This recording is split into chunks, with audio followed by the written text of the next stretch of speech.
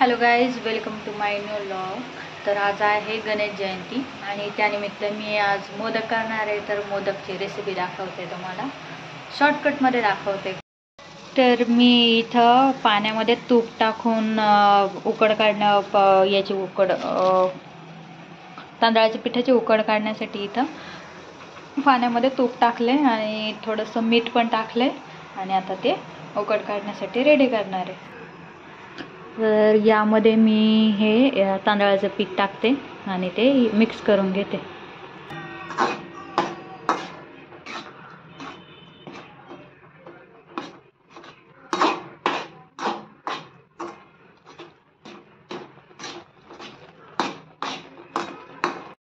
उकडीचं पीठ मी व्यवस्थित मळून घेतलंय आणि आईंनी अथक प्रयत्नांनी नारळ आणलाय दुकानातून.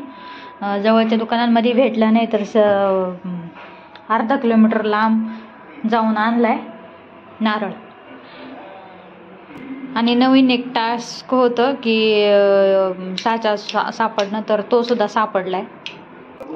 तर इथं हा मी नारळ ह्या किसणीवर किसून घेते.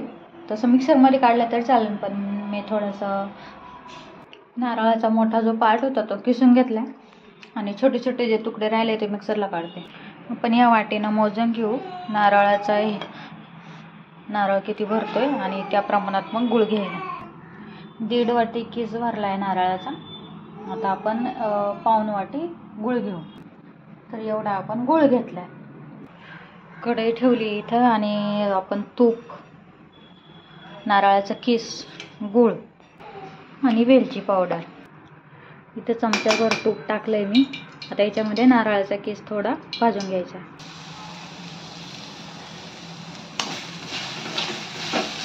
आणि भाजल्यानंतर त्याच्यामध्ये टाकायचं गूळ.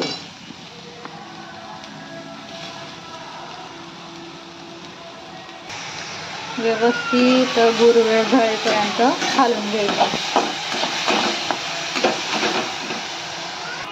यामध्ये थोडीशी वेलची पावडर टाकायची, चिमूटभर. सारण तयार होत आले. आपण गॅस आता बंद करणार आहे, कारण की सारण मऊ असलं तरच छान वाटतं. कडक झालं की ते मोदकामध्ये व्यवस्थित नाही वाटत.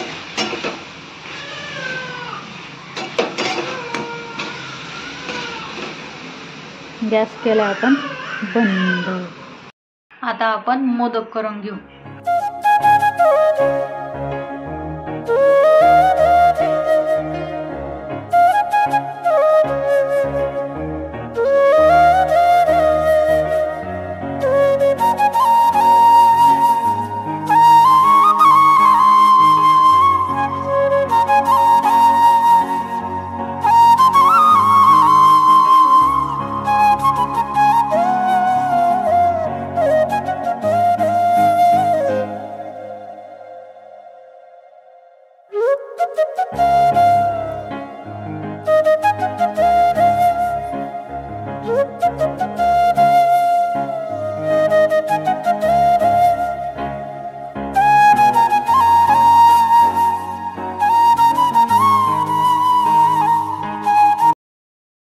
उकळण्यासाठी ठेवले आणि त्याच्यावर मोदक हे वाफळणार आहे. तर हे मोदक मी ठेवलेत वाफळण्यासाठी. 21 मोदक केलेत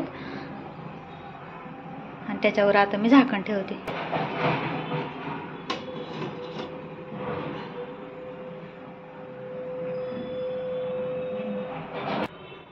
इथं मोदक उकडून रेडी झालेत. अंशू झोपलाय, त्याच्यामुळे मी थोडंसं हळू आवाजात बोलते. आता इथे एवढा पसारावरून तिकडं कीर्तन चालू आहे गणपतीच्या मंदिरामध्ये. तर आता हा एवढा सारा पसारा आवरून आम्ही जाणार आहे गणपतीच्या मंदिरामध्ये. मी आता रेडी झाले आणि आईन त्या कीर्तनाला वगैरे गेल्या होत्या. तर तिकडून मला आणि अंशूला न्यायला आल्या, पण अंशू गाढ झोपलेला आहे. तर त्याचे बाबा बोलले मी सांभाळेन म्हणून. मग आम्ही आता जाऊन येतो गणपतीला आणि महाप्रसादाचा लाभ घेऊन येतो. आणि मोदक पण घेतले डब्यामध्ये भरून.